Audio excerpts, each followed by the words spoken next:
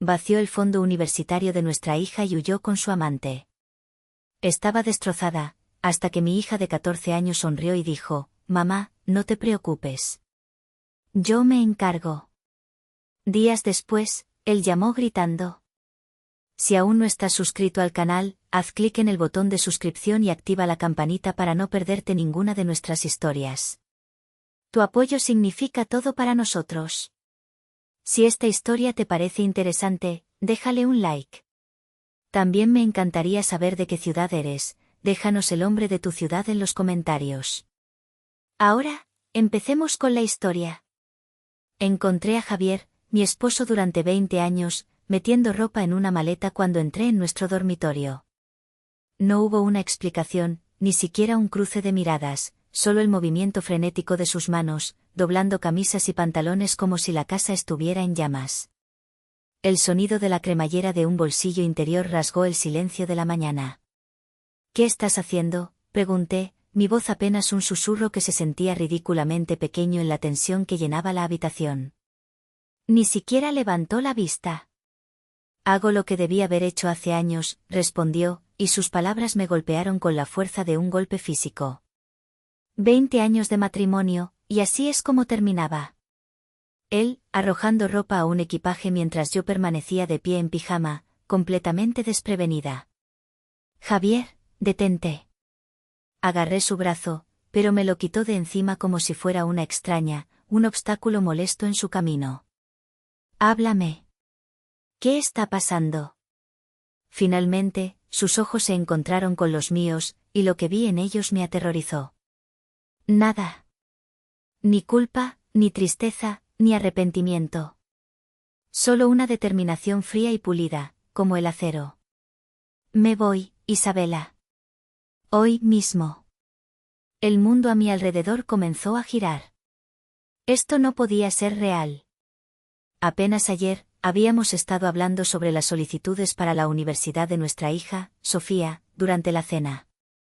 Ayer, me había besado en la frente y me había dicho: «Buenas noches». Ayer, yo era una esposa, no lo que sea que me estuviera convirtiendo en este preciso instante. ¿Hay alguien más?, la pregunta se me escapó de la boca antes de que pudiera detenerla. Javier hizo una pausa, con una camisa de vestir a medio camino de la maleta. Por un segundo, solo un instante, creí ver algo parpadear en su rostro. ¿Duda? ¿Vergüenza? Luego desapareció. Esto no se trata de nadie más. Se trata de que necesito volver a respirar, de que necesito vivir de verdad. Pero yo sabía que mentía.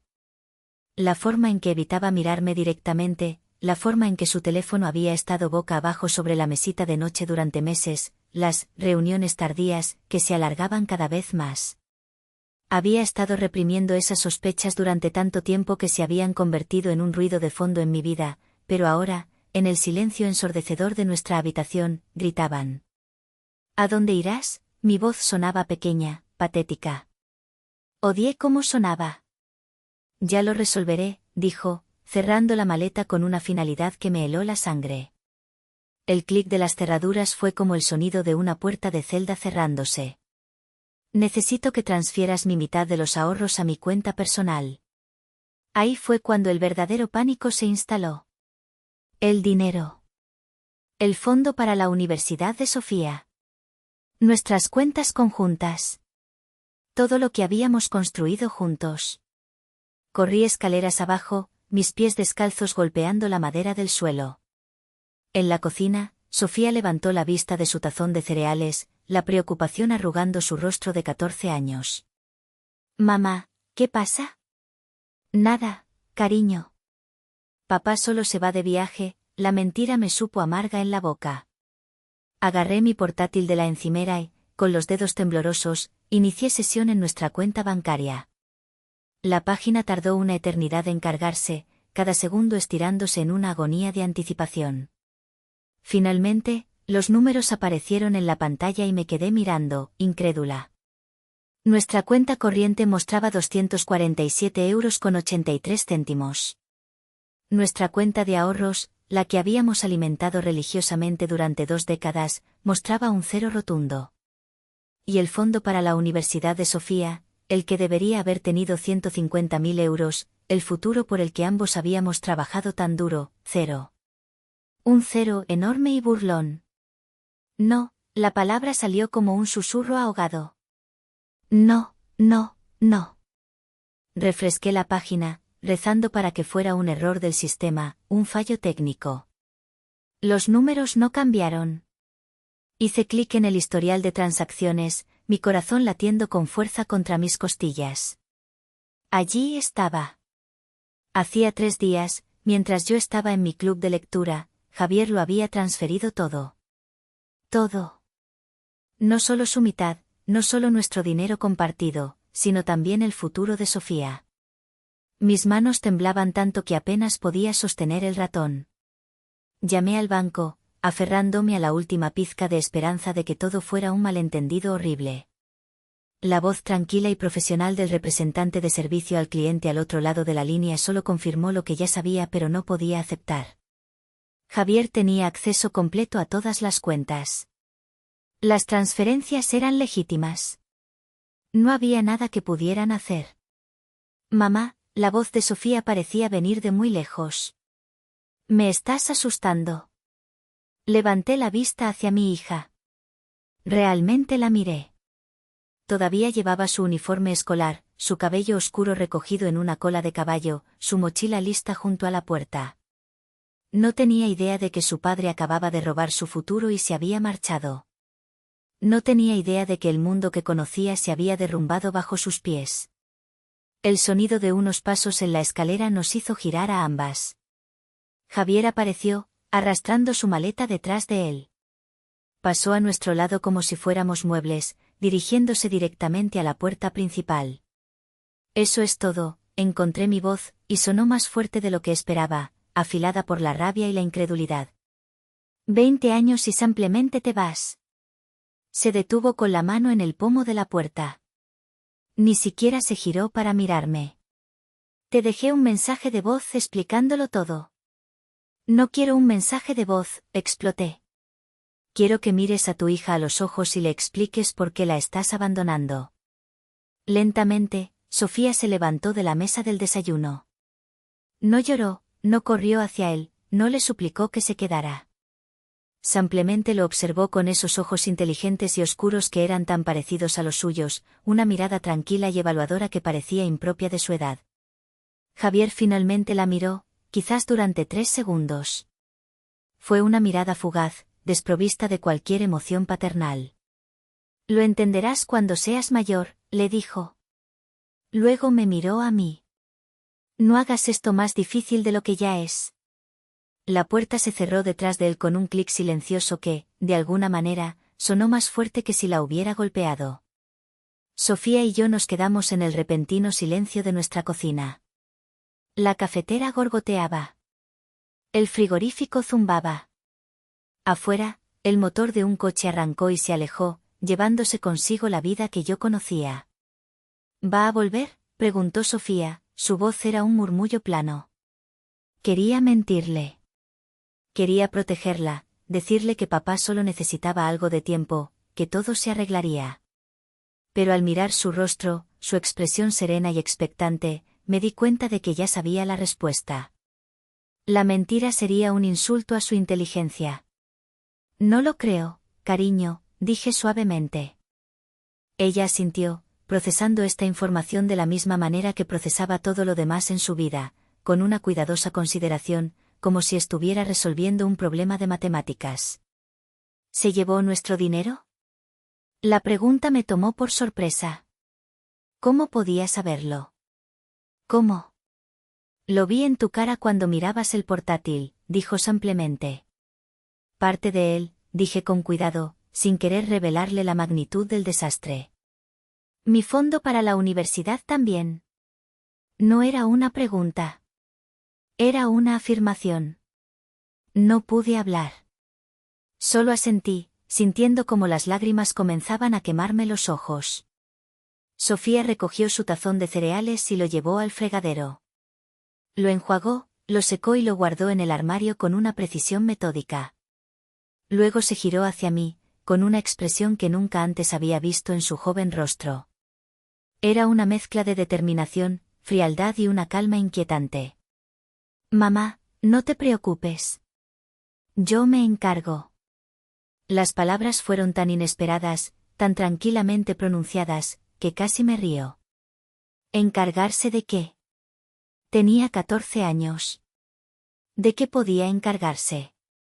Pero algo en su tono me hizo detenerme. No había bravuconería infantil, ni un consuelo vacío. Solo una confianza silenciosa, como si supiera algo que yo no sabía. Y en ese momento, en medio de mi mundo en ruinas, me aferré a esas palabras como un náufrago a una tabla. Los días siguientes fueron un borrón de llamadas telefónicas, lágrimas silenciosas y una abrumadora sensación de vacío. La casa, que una vez estuvo llena de risas y conversaciones, ahora se sentía como una tumba. Cada rincón me recordaba a Javier, a la vida que habíamos construido y que él había demolido en una sola mañana. Intenté mantener una apariencia de normalidad por Sofía, pero era una farsa. Llamé a mi hermana mayor, Elena, buscando algún tipo de consuelo o consejo.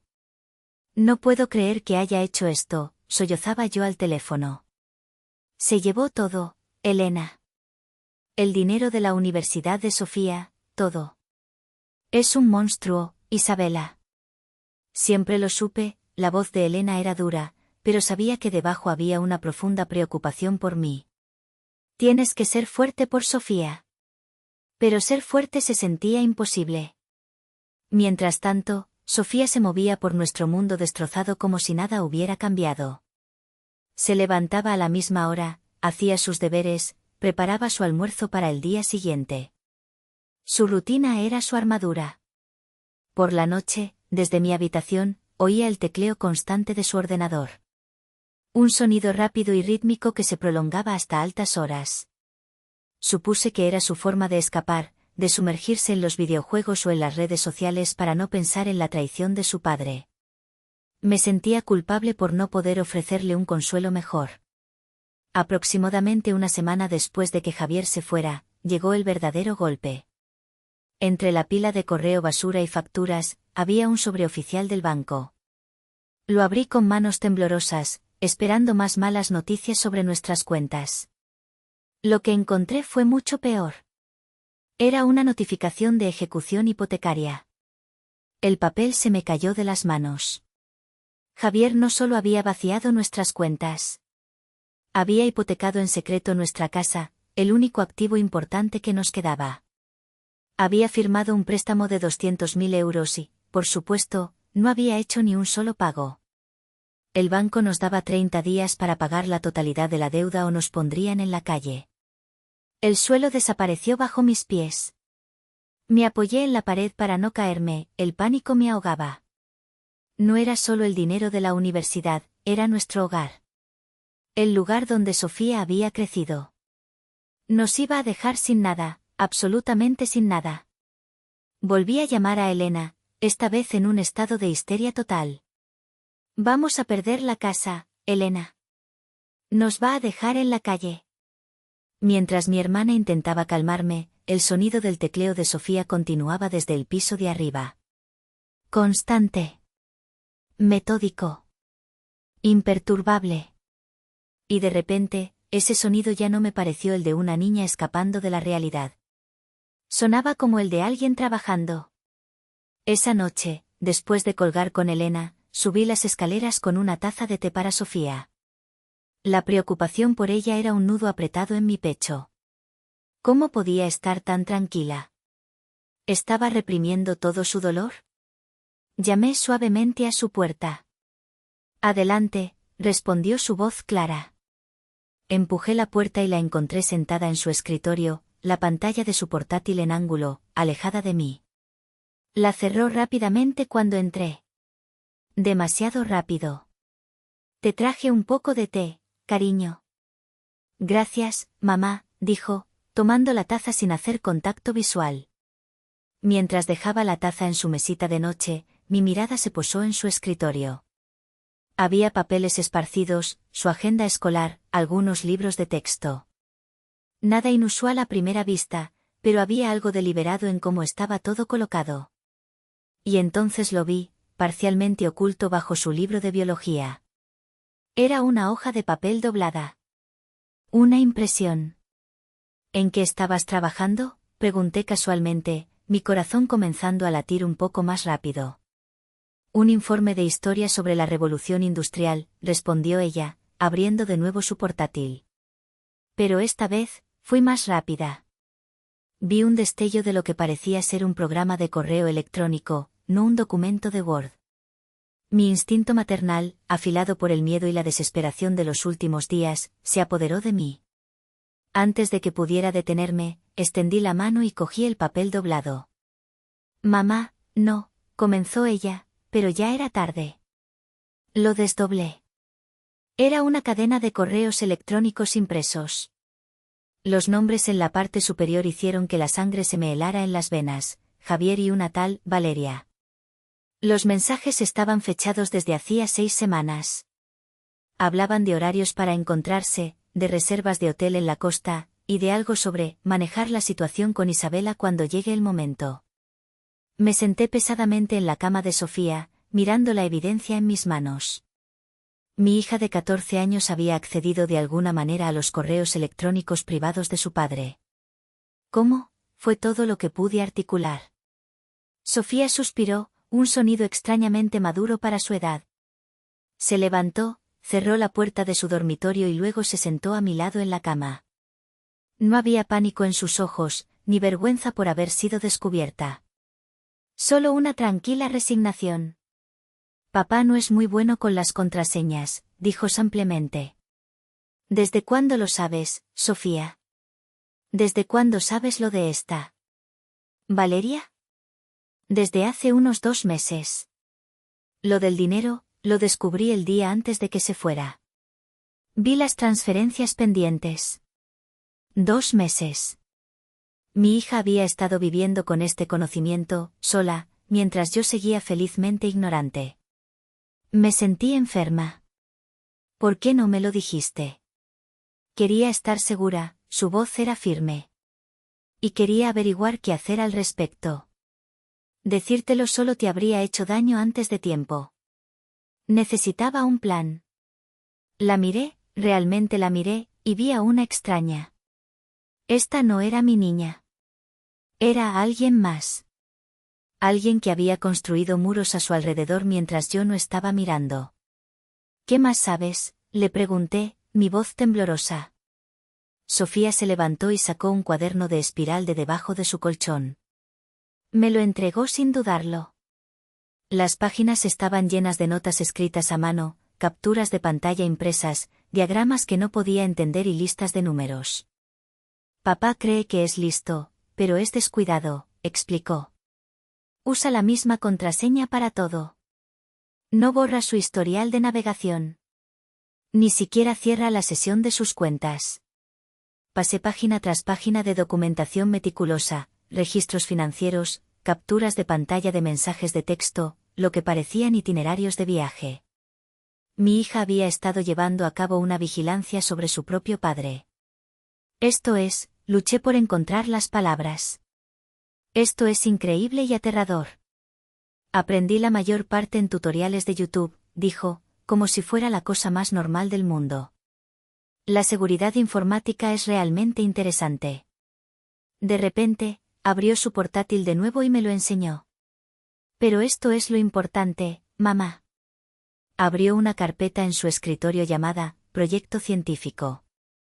Dentro, había docenas de subcarpetas con nombres como registros financieros, comunicaciones y evidencia fraude identidad. Mi estómago se contrajo. Era su sala de guerra digital. Empecé con el segundo teléfono de papá, dijo Sofía, haciendo clic en una carpeta. Creía que lo escondía bien en su armario, pero lo vi una noche revisándolo cuando pensaba que yo estaba dormida. La pantalla se llenó de fotografías que Sofía había tomado a través de la rendija de la puerta del dormitorio de Javier. Borrosas, pero lo suficientemente claras como para mostrarlo enviando mensajes de texto en un dispositivo que yo nunca había visto. Esperé a que lo dejara cargando en su despacho un día. Solo tuve unos 10 minutos, pero entré en sus mensajes. Así fue como encontré a Valeria. Una nueva ventana se abrió, llena de captura tras captura de pantalla de conversaciones de texto. Las palabras de mi marido a otra mujer, hablando de mí como si fuera un obstáculo que eliminar, planeando su futuro juntos. Sentí que iba a vomitar. Pero se pone peor, mamá, dijo Sofía, haciendo clic en otra carpeta. Valeria Morales. Trabaja en la firma de contabilidad de papá. Gestiona inversiones de clientes y cuentas fiduciarias. ¿Descubriste dónde trabaja? Descubrí todo sobre ella, la voz de Sofía era fría como el hielo. Dirección, familia, historial laboral, puntuación de crédito, incluso su contraseña de Netflix. Ha estado robando dinero de sus clientes durante 2 años. La evidencia era abrumadora. Registros de transferencias bancarias que mostraban dinero moviéndose de las cuentas de los clientes a cuentas personales. Facturas falsas por servicios nunca prestados. Sofía había accedido de alguna manera al ordenador de trabajo de Valeria y lo había documentado todo. Sofía, esto es, ¿cómo entraste en sus sistemas? Usa la misma contraseña para todo, Valeria 2015. Su nombre y el año en que se graduó de la universidad. Encontré esa información en su perfil de LinkedIn. Sofía se encogió de hombros como si fuera obvio. La gente es muy predecible. Hizo clic en otra carpeta y mi mundo volvió a inclinarse. Extractos bancarios con mi nombre, pero de cuentas que nunca había abierto. Solicitudes de crédito presentadas con el número de la Seguridad Social de Sofía. Documentos de préstamo firmados con firmas falsificadas. Mamá, papá no solo se llevó nuestro dinero. Ha estado usando nuestras identidades para obtener préstamos. Los 150.000 euros de mi fondo universitario fueron solo el pago inicial de la casa que están comprando juntos en Florida. La hipoteca de 200.000 euros sobre esta casa era para cubrir el resto y darles dinero para empezar. Su mandíbula se tensó. Iban a desaparecer y dejarnos con la deuda. Fraude. Robo de identidad. Mi marido no solo nos había abandonado. Había destruido sistemáticamente nuestro futuro financiero para construir una nueva vida con su amante. Pero aquí está la cosa, continuó Sofía, y escuché algo nuevo en su voz, algo frío y satisfecho. Los atrapé. Y no solo los detuve, mamá. Hice que sus mundos chocaran. Abrió una carpeta final llamada Contramedidas. ¿Qué quieres decir? He estado trabajando en esto durante 3 semanas. Primero lo documenté todo, luego empecé a desmantelar sus planes pieza por pieza. Valeria fue suspendida del trabajo ayer.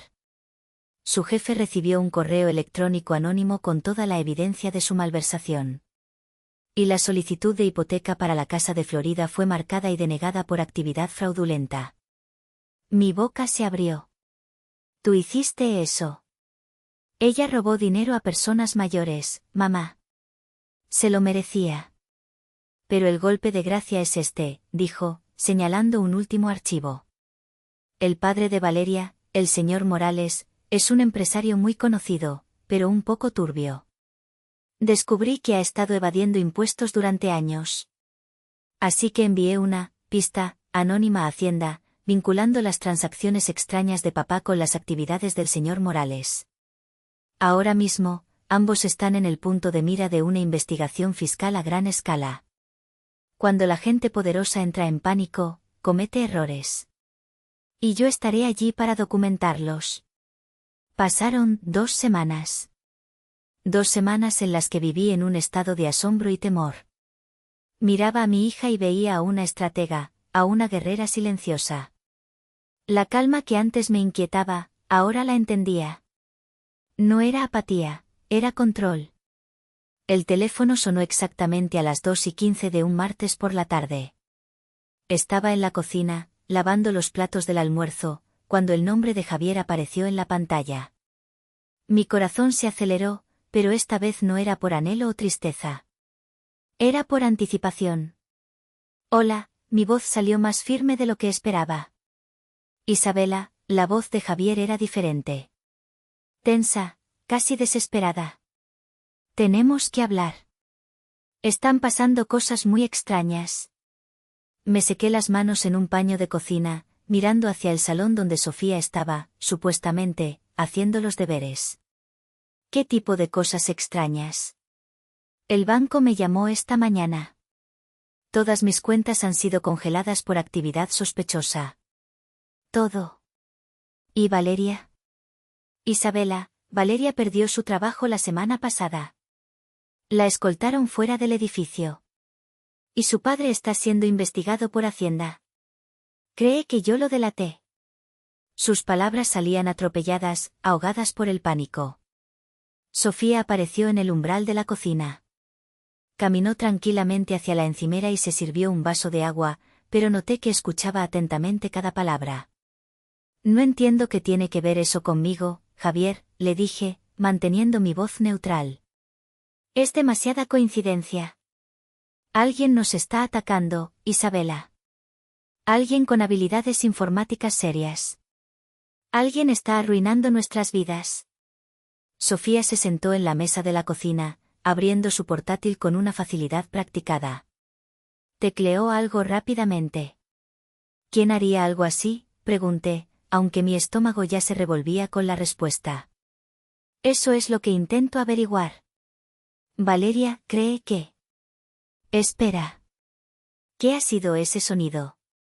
Miré a Sofía. Había hecho clic en algo en su portátil y un suave timbre había resonado a través de la conexión telefónica. ¿Qué sonido?, pregunté inocentemente. Un pitido, como si alguien acabara de acceder a mi correo. La voz de Javier se convirtió en pura alarma. Isabela, alguien está en mi ordenador ahora mismo. Puedo ver mis correos abriéndose y cerrándose. Alguien está leyendo mis mensajes mientras hablamos. Los dedos de Sofía se movían por el teclado con la fluida precisión de una concertista de piano. Javier, quizás deberías colgar y llamar a tu banco. No, espera. Necesito preguntarte algo directamente. Su voz se volvió sospechosa. Isabela, ¿has contratado a alguien? ¿Un investigador privado, un experto en informática? Porque si lo has hecho, tienes que pararlo ahora mismo. Lo que están haciendo es ilegal. Sofía levantó la vista de su portátil y se encontró con mis ojos. Me hizo un gesto casi imperceptible con la cabeza, una negación, y luego volvió a su pantalla. No he contratado a nadie, dije, sinceramente.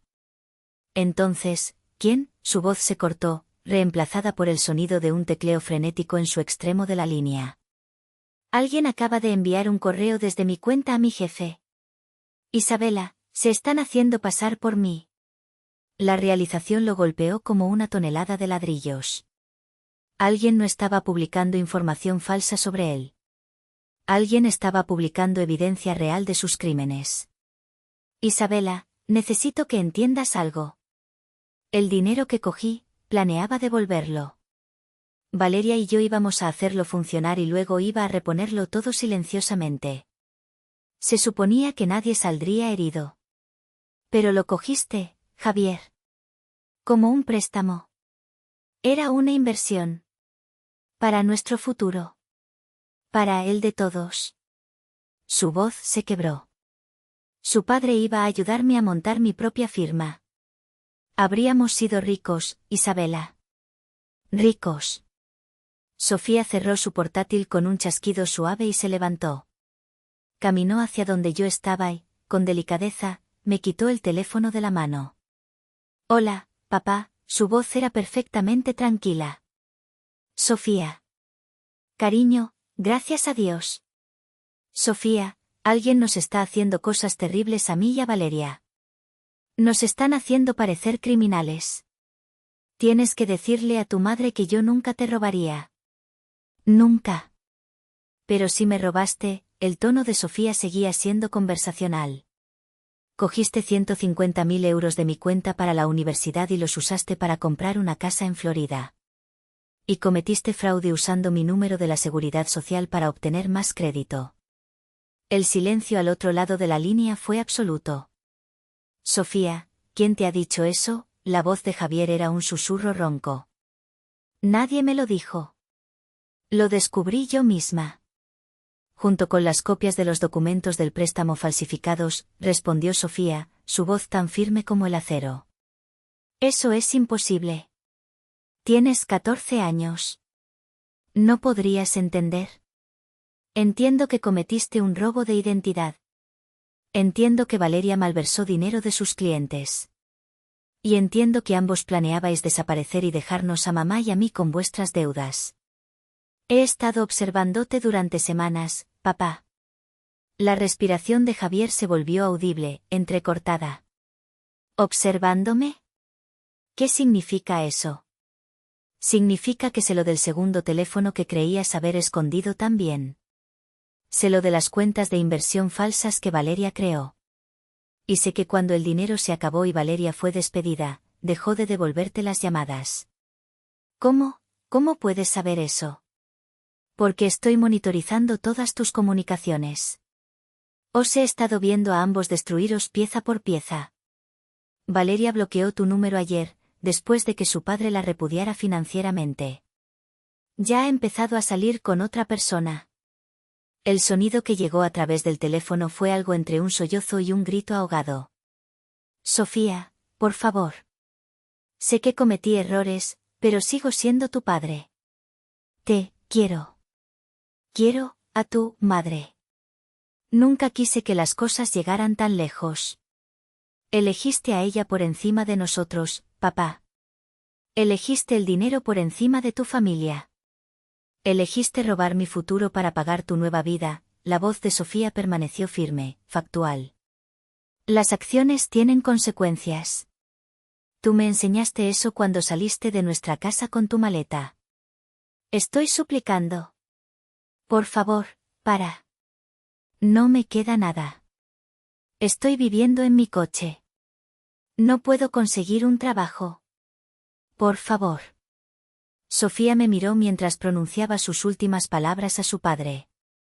Me enseñaste algo importante, papá. Me enseñaste que a veces, las personas que se supone que deben protegerte, no lo hacen. Así que tienes que protegerte a ti misma. Y con eso, colgó el teléfono. El silencio que siguió fue ensordecedor.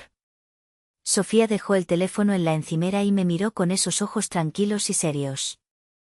No volverá a llamar, dijo con naturalidad. Unos días después, recibí una llamada. Era el señor Vargas, nuestro abogado de familia. Me informó de que, debido a las actividades fraudulentas descubiertas y vinculadas a la hipoteca, el banco no solo había cancelado el proceso de ejecución hipotecaria, sino que estaba iniciando acciones legales contra Javier. La casa estaba a salvo. Por primera vez en semanas, sentí que podía respirar. Esa misma tarde, siguiendo el consejo de Sofía, presenté la demanda de divorcio, reclamando la propiedad total de la casa como parte de la compensación por daños y perjuicios. La rueda había girado. 6 meses después, nuestras vidas eran completamente diferentes. Nos habíamos mudado a un apartamento más pequeño pero acogedor en otra parte de la ciudad. La casa grande estaba llena de demasiados fantasmas.